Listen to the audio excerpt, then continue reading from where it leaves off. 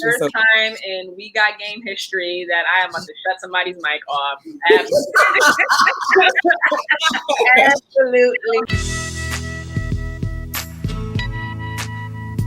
Hey everybody, welcome back to We Got Game, powered by University of Dope. I am your host, AV, and today, it's going to be a time because I have two game makers, Black women, that have hip-hop inspired games.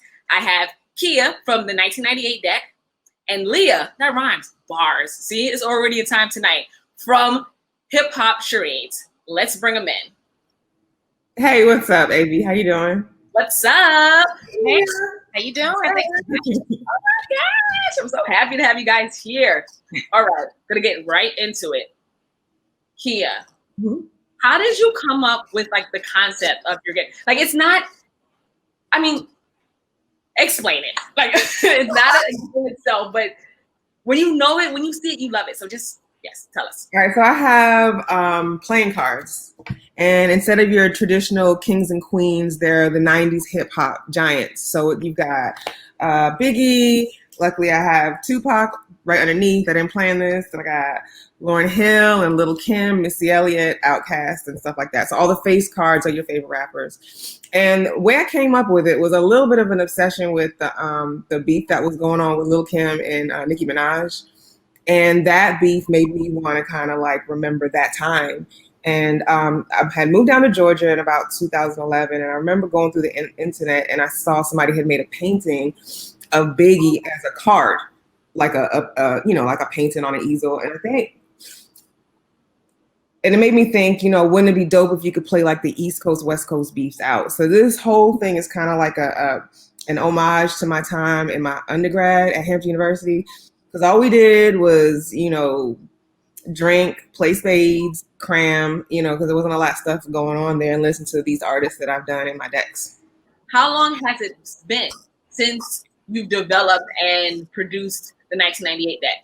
So I started drawing in 2011. I finally worked up the nerve to print them, I think in 2000, let me see, it's probably 2016. On Tupac's birthday was the day I launched it.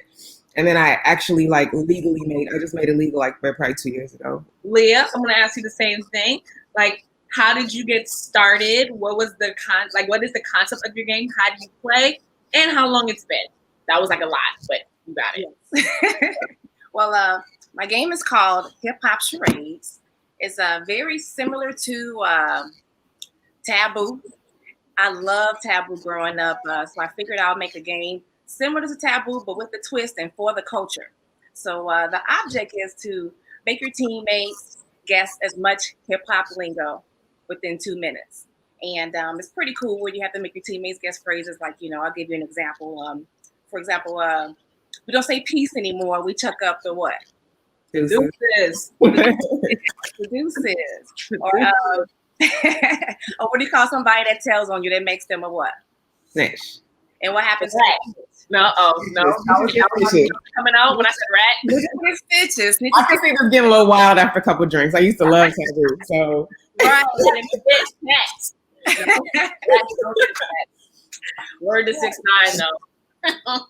What did you just say about? I said rats get tats, and I said 6ix9ine.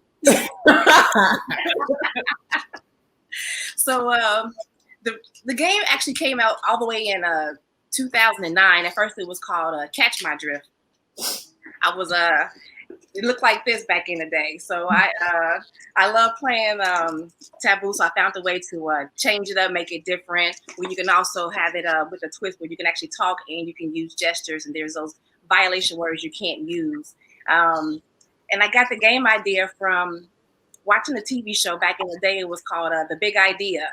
And they would feature people who had these great ideas and tell their stories. So it was a guy who was on the show, and he talked about how he created his game. I think it was called Cranium, and he pushed his game in Starbucks stores. I thought that was pretty unique how he marketed and branded his game. I said, I want to come up with my own game. I figured, I love playing Taboo. Let me go ahead and make our own version and make it for the culture. Add in some cool points with hip hop trivia. And it blew off from that point, and then 2016 I actually rebranded into Hip Hop Charades, just to make it more marketable. I went to different trade shows, toy and game trade shows, and saw that I needed to, change the way the box looked, to make it look more marketable. Went to different toy store shelves to get an idea of how to make the brand stand out and the logo stand out, and so forth. So and I'm here today now. Now we have Just Play Entertainment, which has grown into an actual event production company. So not only do we create games, we also host events and other types of games as well for different special occasions. Y'all out here doing it. Now, with growing like games that are based around like hip hop or so niche, right? Did you have any struggles developing your game, whether it's, using artist images or using any phrases, like any legalities or just any struggles? Yeah, that's an ongoing struggle with me using artist images. I still have one more deck to finish out. And then part of my promo, the idea was always to go to some of these artists to get their permission. So wish me luck, because if they shut me down, I'm going to have to do some redrawing. The other issue that I had was who to place where. And in every deck, especially the No Lanta deck, and the dance hall deck, there's some heartbreaking choices, like of who you made the jack versus the king, because there's only a couple slots. Encounter some struggles as well with it being a niche game, especially when you go to these huge licensing and toy and game expos, because they look at your demographics, and if a company wanted to, pick up your game for distribution or production, that's the first thing that they may say. Well, you have a niche audience, and people don't even realize the buying power that's within the hip hop industry. But that has definitely been one of the struggles that we've had, trying to make it more marketable and get more exposure as a company, as hip hop being such a niche product. And now I see so many other Black game inventors with these awesome games. So it only helps us grow stronger together. So I'm really excited about that. Okay. Now that's BS. I'm sorry to interrupt you, but that's BS. Hip hop is huge and it's global. Yes. The products that I made, one of the reasons that I chose the people that I chose and I stayed in the 90s is because I know that they've been solidified and they're golden. These decks sell in Tokyo and London and Germany and all this other stuff. Hip hop is worldwide. On top of that, Black culture. Don't let them tell you that. And then just Black women's products, just like, because my main job is graphic design. And I remember one of my clients, like my company will do like sub design for like an advertising agency. And I can't remember the number that she gave me, but the amount of money that Black women, like that Black women spend right there is like, it'll knock your socks off. Like Black products sell to more than us, and we spend a lot of money. So I don't know what the heck they're talking about. Got a whole aisle in every Walmart nowadays in the United States just for, our hair. What are they talking about? What are they saying exactly? Exactly. So I'm really happy about what we were talking about before in regards to, everyone trying to stand together with getting more exposure into these retail stores. So I'm really proud of Cars for All People and their company and what they're trying to do with Black with us Black game makers, trying to get more presence into the big box store. So it's definitely coming. Khia, now I have to ask you, when you mentioned about people wondering, like, how can you put this person as the jack and not the king and everything? What has been the most controversial placement of an artist on a card? All right, so I think people are okay with the 1998 deck. I first started just making one deck, and everybody was mad. Why is Biggie the spades? So then I did it as a series of 4. So now Jay-Z and Nas and Biggie and like Tupac get to be a spade. So leave me alone. But then I did the No Lanta deck, New Orleans versus Atlanta. My biggest heartbreak was I put Goody Mob as a jack. Oh God. It was so painful. And it's still painful. Like I'm gonna keep looking at that deck like, ugh. And the reason was because, you got Outkast and Goody Mob. How am I going to put, and I was doing them like as crew. So it's Dungeon Family. It's New Orleans versus Atlanta. So it's Cash Money and No Limit versus Dungeon Family and then So Death. And then Left Eyes with Dungeon Family since they didn't have a girl. And I can't put Goody Mob above Outkast versus, when I look at their impact. But at the time that they were hitting, they were as big as Outkast. So it was kind of like, so that one. And then for my dance hall deck, I don't know, for those who are into dance hall, I put Yellow Man as a jack, even though he's a forefather of dance hall. And the reason being, and that's a hard decision, but one of the reasons my deck is called the 1998 deck, it was that year is what I used to kind of like kill all the noise, because I didn't know where do I get Tribe Called Quest? Who do I? So I was like, all right, we'll pick 1 year. And in the year 1998, Yellow Man, even though he's a founder, even though he's like, the culture, he was big, but he wasn't like king status anymore. The big guys were like Buju Banton and Shabba Ranks and all that. So those are like the two worst.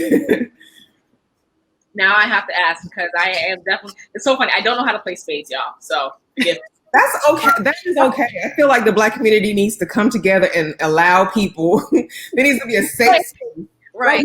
Embrace space. But the thing is, also, to my own detriment, I don't want to learn either. Like, some people have been trying to like teach me. Mm-hmm. And I'm just like, I'd rather go buy, like, let me go to get the potato salad. Like, that's where I'd rather be at in terms of tables, right? I really feel like with your personality, because this is the thing, this is what got me with spades, is the smack talking. I don't care if I'm losing. The ship is going down. I'm talking crap I'm showing you my cards. I'm flipping, like, listen. And I feel like if you get into the culture, you would appreciate the communication more than the actual game. You know what it is? I think every time, like, spades is around, right? Like, it's like the actual game going on. So then I'm like, I don't want to stop partying and socializing to learn. So I made my own card game, right? But I do want the dance hall deck. Okay. What you said? Cartel. No, I didn't put Cartel in. Well, moving right along. 1998, and maybe this is an unpopular opinion. I don't want to support bleachers, but anyway, let's keep going. I'm shutting your mic off. He's got one song that I love. I play over and over and over again. But I mean, you used to be Black, and you promoted bleachers. First time in We Got Game history that I am about to shut somebody's mic off. Absolutely. But he's too young. Even if I were to put him, he's too young. I know. I was hoping, like, for a little Bly, but you gotta stick to your rules. I get it. But I do have, let me see. I got Elephant Man. I got Red Rat. I'm sorry. I got Mr. Vegas. I got Buju Banton. I got Beanie Man. Yellow Man. We got Sean Paul, Shaggy. We got Lady Saw. We got Patra. We got, So there's some people you recognize. Right. All right. Sorry. I'll allow it. I'll just draw in my own. They should have like a blank card. I'm gonna draw my own cartel. I can take a sticker and put it on top. That's exactly what I'm gonna do. Terrible idea, except it'd be hard to shuffle. But let's talk about it later. I was like, let it go. Come on. Oh, all right, ladies. You guys have been doing this for, a couple of, you guys are not new jacks to this. How has your family and friends, like, how do they react to you first coming up with your ideas? I'm gonna go with Leah first. I've gotten the utmost support from everybody, and it's like once you create a game, you're automatically this professional. You're everyone's go-to when there's parties and events.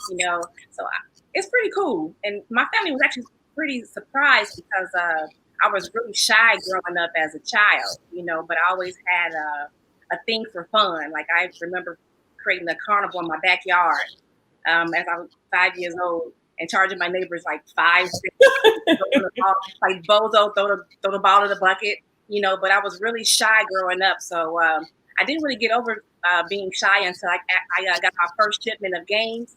I had 1,000 games in the basement. I'm like, girl, you gotta get over this shy shit. You gotta touch these games. So ever since that, and I came up with the script, and the game is so interactive, so it's real easy to get people to navigate towards, and they want, give me another question, let's play it again. So yeah, it helped me to just expound upon my creativity and take it to the next level as it goes towards just play entertainment and offering other types of games and events and virtual events and so forth. So, but I've had so much support from everyone, so it's been a great journey.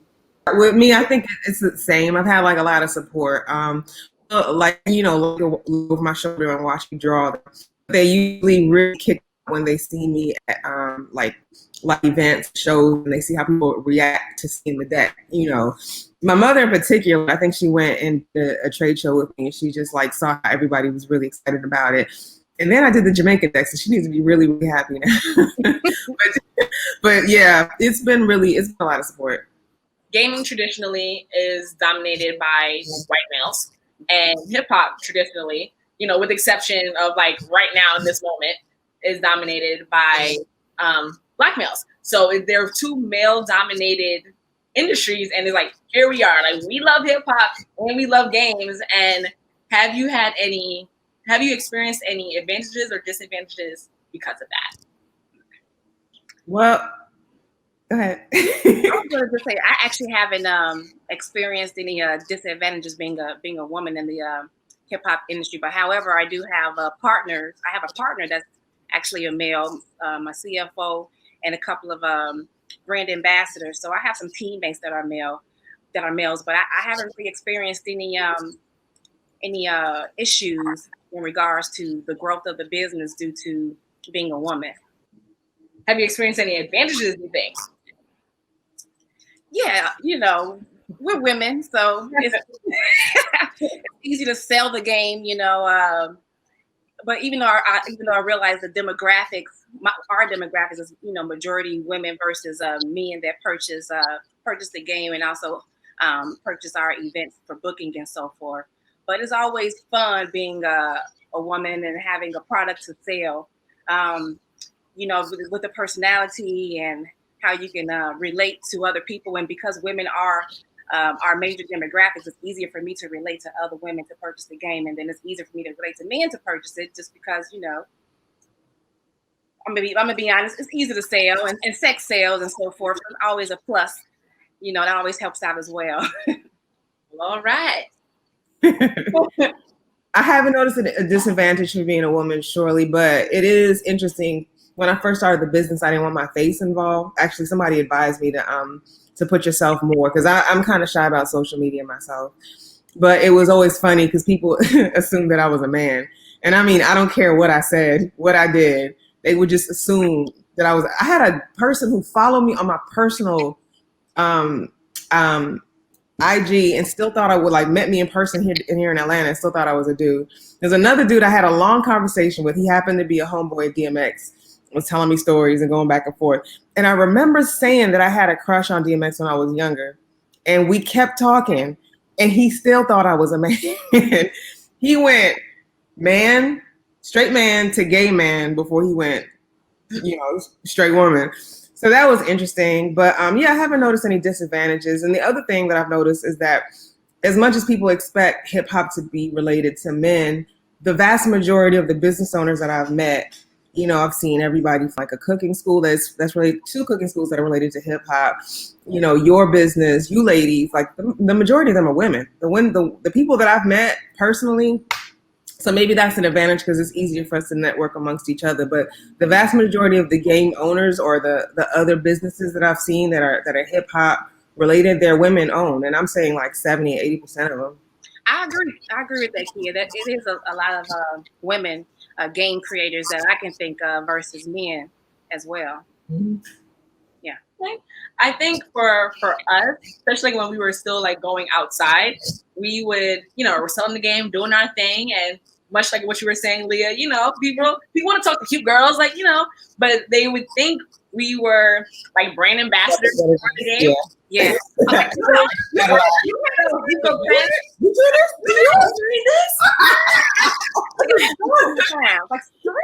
Yeah, my business partner, she lives in Connecticut. So, and I live in Brooklyn. So, she's doing her thing there. I'm doing my thing here. So when I say my business partner, I make sure I say we met on the dance team when I'm describing it. Cause, if I'm yeah, I made it. And then, there's nothing wrong with having a male partner, but, I wanted to definitely emphasize that, yeah, we are women. Our whole team it's 5 of us now, and it's all Black women. So we're just out here, right?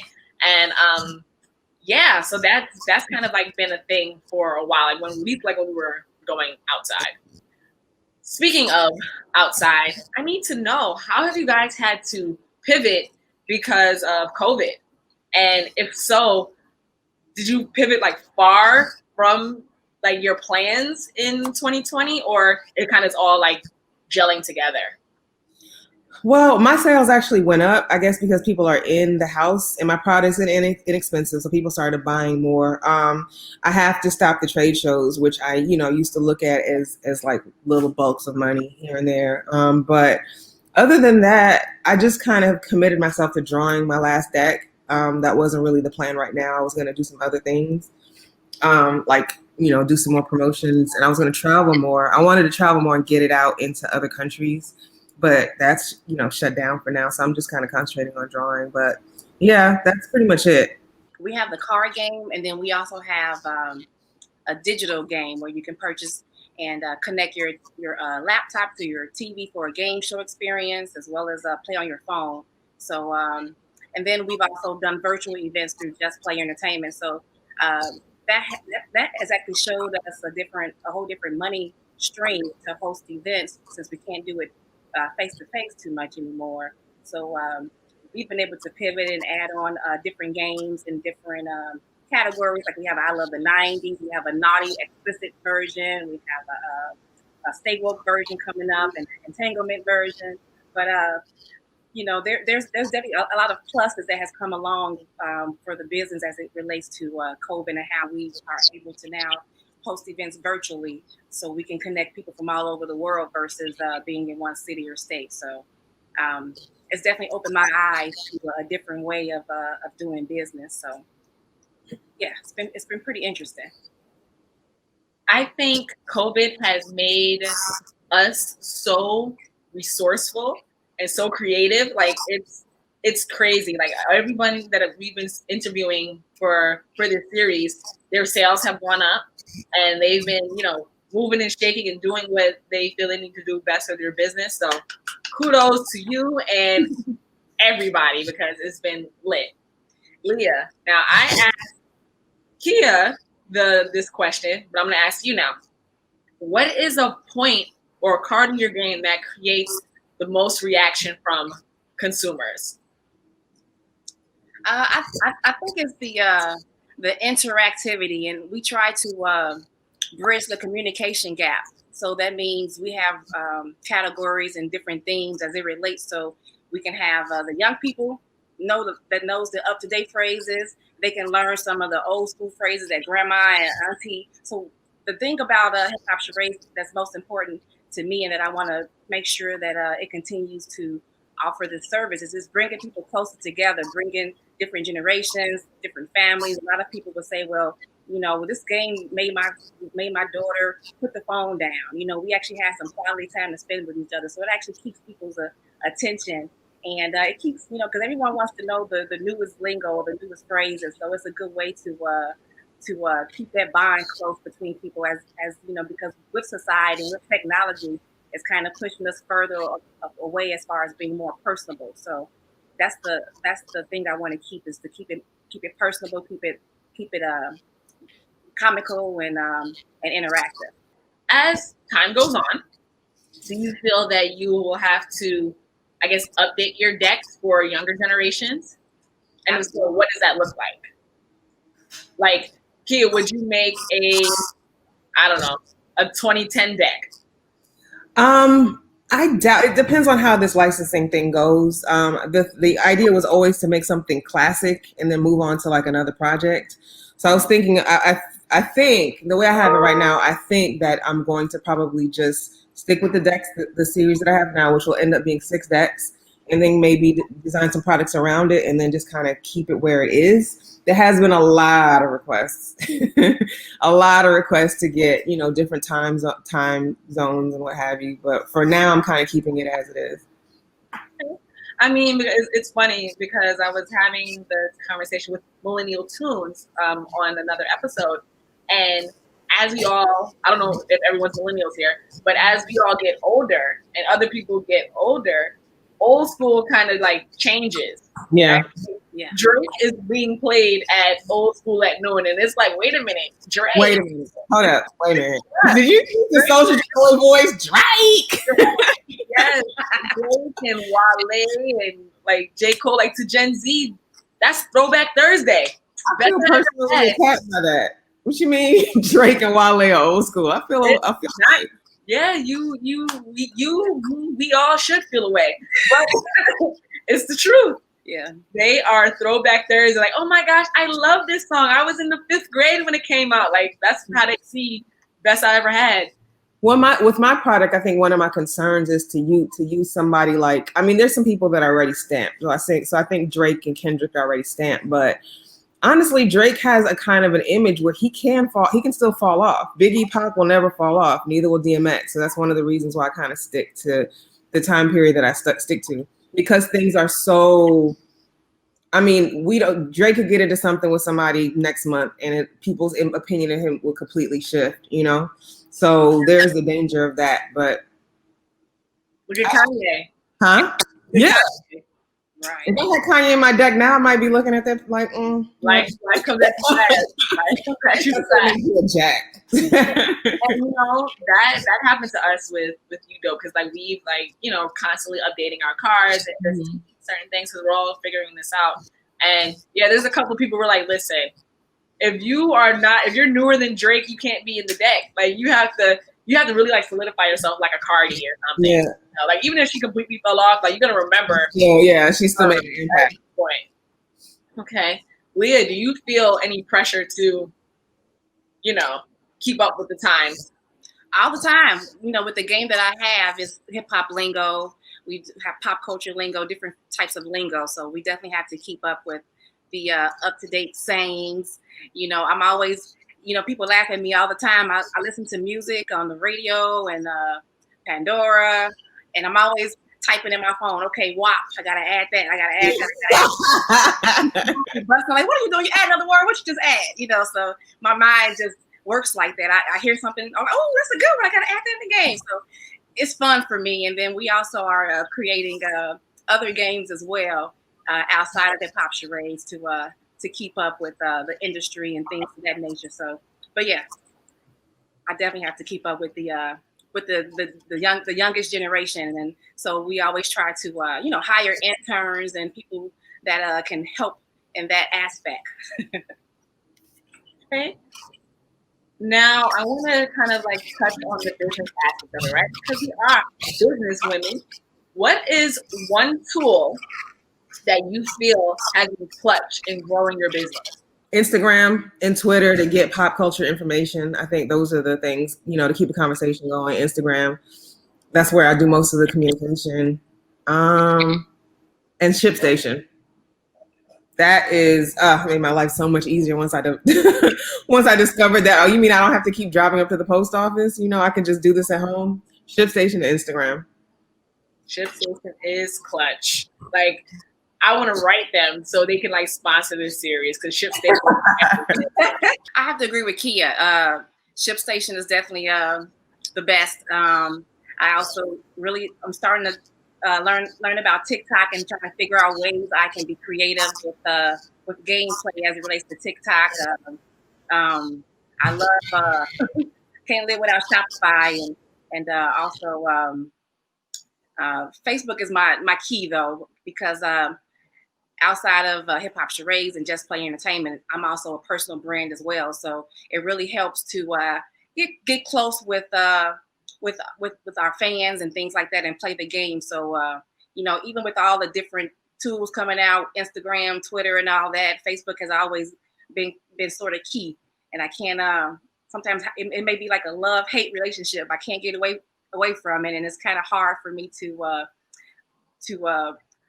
put more focus on Hip Hop Charades and Just Play Entertainment on Facebook, because I have so many more following on my Leah Avery page. So that's a whole nother conversation in itself. I treat my Facebook so bad. I really need to do better. Really? It's just like a lonely child. People will leave me messages. I'll see it like a week later. I just like over. the auto response should be like, buy the deck. What else you have? It's hard, okay? Buy the deck. Enter. So clearly that was not great customer service on my part. Like, you can't just say that to people and expect sales. But what are some advice that you would give to young game developers coming up? Something that you wish you knew that, can pass on. I would say for any business, and I've seen this with a lot of people, like, you gotta stick to your purpose. You gotta stick to your brand. I see so many people kind of just like coming up with an idea and it doesn't move the way they expect it to within like a month, 6 months or whatever, and they're off to something else. But things take time to grow. So I would definitely say stay in your lane, especially if you felt it, if you had that light bulb ding moment, just stick with it and it'll pan out after time. Like it could be like a slow uphill march and then all of a sudden it'll just like explode. You definitely have to have patience. This is not one of those industries that, that's like a fly-by-night success. I would also say you have to be fearless. If you have an idea, if you think it's great, if you feel it in your gut, then do it. Believe in yourself and trust your gut and don't ask for outside opinion sometimes because they might not be in your best interest. I would say, and do your research. A lot of people come to me and ask me for help with designing and creating the game. And sometimes they don't even do research enough to find out if the name is taken, or it's, so research is very key. You don't want to move so fast and come up with the product without doing your research on the trademark and all those legalities. And I would say be yourself. Don't. There's always a way to reinvent the wheel, but also be true to yourself and your brand, and make sure it represents you, so you're comfortable with what you're putting out there. Those are great answers. Now, in your journey, were you able to ask anybody for help? Did you have any mentors in this industry to kind of, give you a couple words of advice or wisdom? Not enough. No, I felt very alone when I first started. And when I first went to the toy and game industry trade show, that kind of helped out a little bit, where I met other people, especially of my color, that also are game creators. But when it came to like, I still felt alone, but there are some people who actually helped me out, but to the best of their ability. So this is like one of those industries where, I think I wasted a lot of time learning the industry.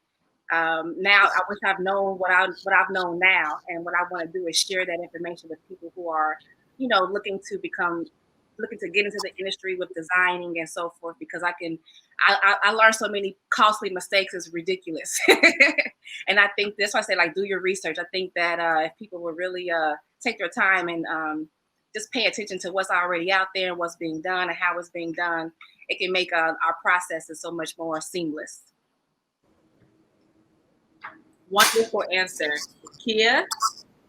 So as far as mentors, I wouldn't say that I found mentors per se, but I have gotten a lot of help from other artists who are just interested in the product. So people are just joining, from comedians to DJs to like videographers and models, and just people who are doing shoots, or just like, I like your product, I'm going to shoot it for you. So I don't have a business partner. I kind of do everything on my own. So it's really made me feel like I had like support, you know what I mean? Because there's always somebody who's kind of jumped in and helped out. Okay, that's dope. Pun intended. I can't even help it. Like, I say that word. Like you just had that sitting with you. Not even. That's the gag. It's really like, it's just in my lexicon. So it works out. However, what has been your proudest moment thus far? You guys had definitely had moments for sure, but I want to know, what's the proudest one? So my proudest moment was that a store in Sweden had my product and they were selling really well. And they put like the image of it, they put like this motion image of my artwork in this big like like the window. I don't know how they got it like video cast on this window. So when you're passing by, it looks like a Target commercial. That was really dope. That, and then I also had a customer that told me that he uses his deck to teach his son about hip hop, like hip hop flashcards. So those are my two favorites. Oh, that's cute. It's definitely cute.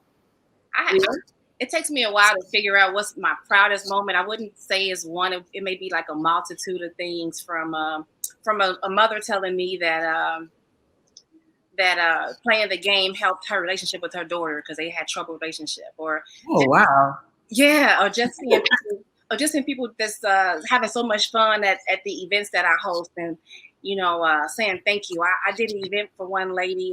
It was her birthday. It was a virtual event, and it was her birthday, but her husband passed away like last week, and they was just trying to do something to get her mind off of that.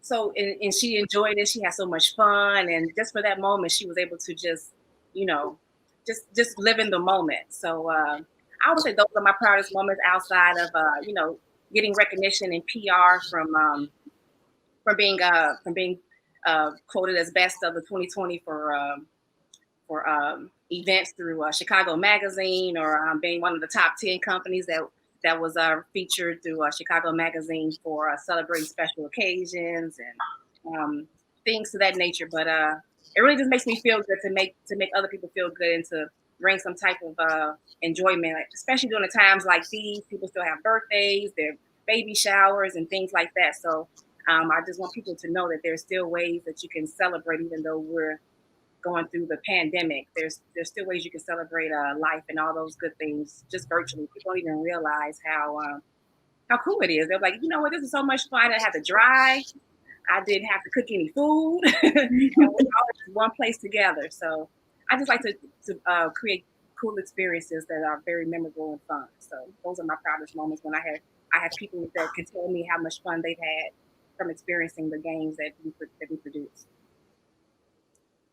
I love it. I love how you all and myself and others, we're all just creating these moments for other people, where it's like it's almost so much more than what you think you're actually doing. You're like impacting people's lives in ways that you couldn't imagine. And I love that you guys are doing it for the culture. Right. I think that seems to be like a running theme, is people who like to have, like when Leah was talking earlier, talking about having events when she was younger. I think that seems to be something like people who like to watch people enjoy themselves and be a part of that are going to be those people who create the games, Yeah.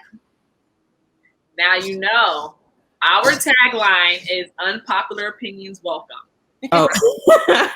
I've been waiting for this part all night because I have two lovely ladies repping for the culture. So I know y'all gonna hit me with a really juicy unpopular opinion. And I also love that, ladies are having a moment in hip hop for sure.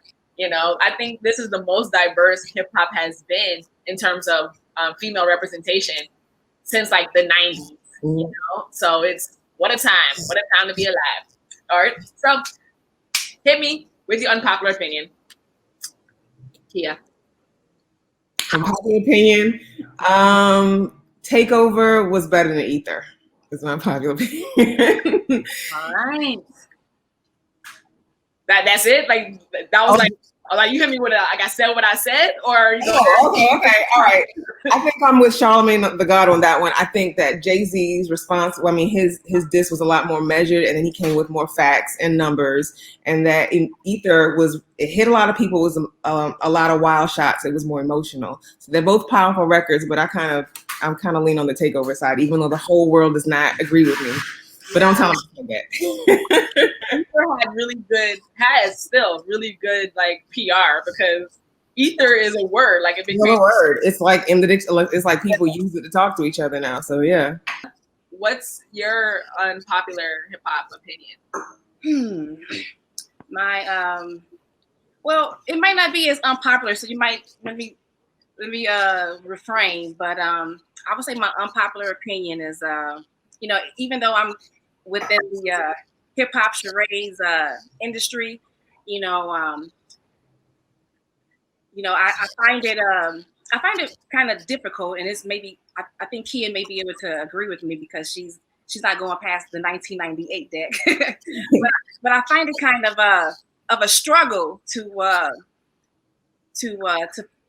actually feature some of these newer phrases that a lot of these young kids are saying, with the mumble rap from Lil Uzi and Lil, it's like a lot of the cool points or the hip hop trivia that we have has a lot to do with like lyrics and some of the words and phrases that they say. And although I might actually feature these newer phrases in the game, doesn't mean that I that I agree with them. And it's kind of crazy because my demographics, I'm actually 39. I had to think about that.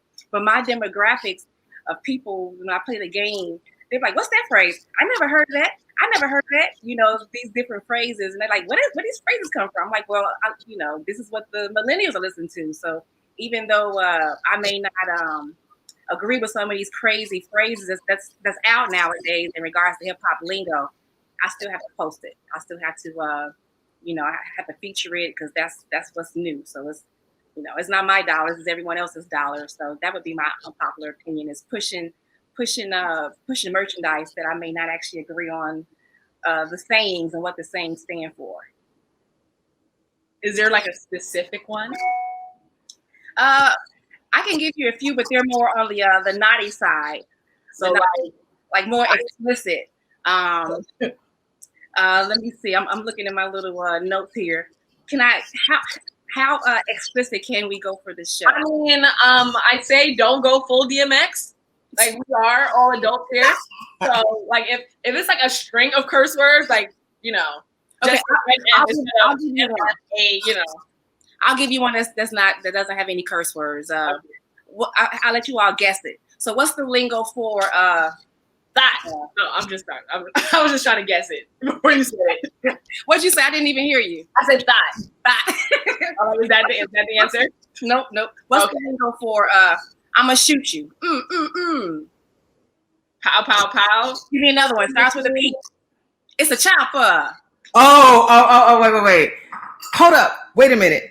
It's a chopper. It's a sound effect. Pew, pew, pew. Yeah, that's the 22. Pew, pew, pew. Right. 22. Pew, pew, pew. So wait. So what was the word I was guessing was pew, pew, pew or 22? Pew, pew, pew. Okay. The word you was guessing. Pew, pew, pew. Okay. Vagina though. Okay. I didn't know. It's so crazy because when you said explicit, I thought you was gonna go like little kid. I have an explicit one, but I reneged on it when you said I couldn't say. I think she took it easy on us. Okay. All right. Cool. Appreciate it. Response us at some point. Ship Station may not want to be down with. Right.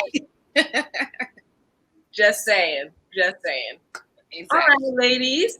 As we are winding down, what are the plans for the future? And expansion decks, like whether I know, Khia, you mentioned a little bit, but if you want to talk a little bit more about that, and where can we find you? The plans for the future? Plans for the future. Well, my deck is the first 4 are series. So talking about Ether and Takeover, for example, this is a Takeover deck where you got Jay-Z on top because he's the king of spades, and then the opponent's always the heart. And then this is the Ether deck where you got Nas on the top as the king of spades, and Jay-Z is the heart. So I've got one that features Biggie. They're all named after like really major songs that they had during their beefs. And I'm still working on the Tupac deck. And this one that I'm designing right now, I'm not sure I'm going to stamp it, but I was kind of also basing it off of Bloods and Crips, like the artwork. Since the art from the deck, a lot of it comes from like a bandana, Tupac's bandana. So after that, then just try to get this thing global, get it properly licensed. I've talked to a couple of the artists and everybody seems to be excited so far. But just get it properly licensed and get it in more stores around the world. Okay. And where can we find you?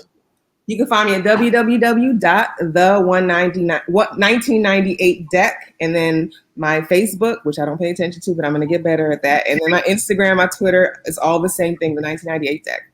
Awesome. Now, another sidebar question. Now that you have the dance hall deck, have you been asked to make a soca deck?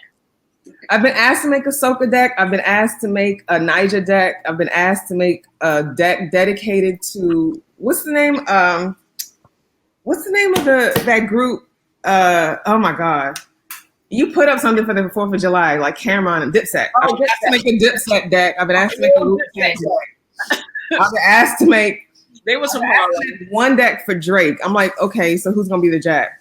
I've been asked to make a deck for Questlove. So I mean, I've been asked to do all types of things, but I have to like make sure that it's sellable. And all of them are made, except for the New Orleans versus Atlanta, they're all made to be marketed outside of the United States. So I got to make sure that it moves, like a large group of people will pick. And ask about like R&B. Yeah, people I think people keep forgetting it's a hip hop deck. So they'll be like, well, why is Beyonce not here? How come you don't have Faith? And I'm just like, sir, hip hop. It says it on the deck. It says it. But with Drake, you can have there's 7 different versions of Drake. Like there's like Dominican Drake, there's like Arab Drake. It's my favorite. Is Jamaican Drake. That's one of my favorites. Jamaican Drake and Dominican Drake. Swole Drake. New Orleans Drake. Best I've had Drake, but the original Drake. There's growth. Yeah, there's a range. That's all. Y'all can give the queen. Drake and all the featuring. So it's like Drake and Rick Ross on the card, or just saying. I'll keep it in mind. Hey, just one. I'll take it. Okay, Leah, what's next? What's in the future? And where can we find you? So we're currently working on Hip Hop Charades app. That should be out by September. And we're working on the additional decks right now is the Stay Woke deck, the Entanglement deck. We have an R&B charades coming out pretty soon. And we're working on a t-shirt line, where we have so many different categories. I thought it'd be pretty cool for people to actually choose their own phrases, hip hop phrases to go on the shirt. So if you want a 90s phrase, you can click on "these nuts" and have your shirt say "these nuts," or a naughty phrase, an explicit version, and it can say, let me think of one. You can say for 2020 t-shirt.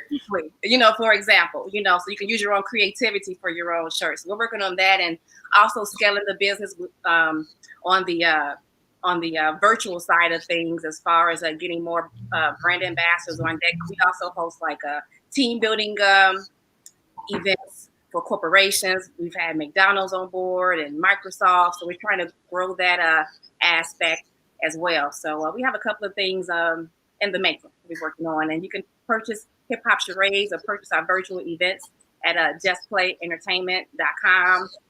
You can follow us at Just Play Entertainment and Hip Hop Charades on Facebook, as well as Instagram and Twitter. So what's up with that entanglement game? I just want to hear a little something about that. It's all relationship phrases or whatever. So you be guessing phrases like jump off or side stick or catching feelings, phrases like that as it relates to just relationships. Okay. So you got the side chick card holding up, and it's like I don't know, something woman to woman, right? Like, I don't know. Like the other. What never sees him on Christmas. Never been to his house. What is it? Like,